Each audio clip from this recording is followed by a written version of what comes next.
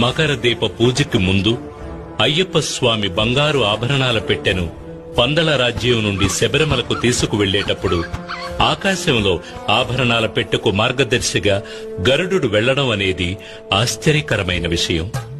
అయ్యప్ప యొక్క ప్రత్యేక అంశం బ్రహ్మచర్యాన్ని పాటించి వచ్చే భక్తులను అనుగ్రహించడం.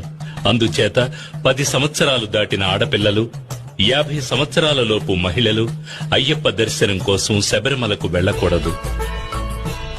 మండల పూజ ముగిసిన తర్వాత మకర దీప పూజ ప్రారంభమై మకర దీప పూజ ముగిసే నాడు మకర సంక్రాంతి పూజ జరుగుతుంది. ఆ సమయంలో తనని దర్శించుకోవడానికి వచ్చే భక్తులకు ఆకాశంలో ఉత్తర నక్షత్రముగా స్వామి అయ్యప్ప కనిపిస్తాడు. భక్తులు శబరిమలపై ప్రసాదంగా అమ్మబడే అరవణ పాయసం, అప్పాలు, నెయ్యి మొదలైనవి తీసుకుని తిరిగి పంపానదిని చేరుకుని తర్వాత తమ ఇళ్లకు వెళ్లిపోతారు.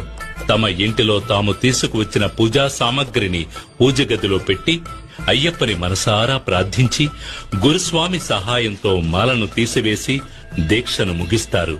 స్వామియే శరణమయ్యప్ప.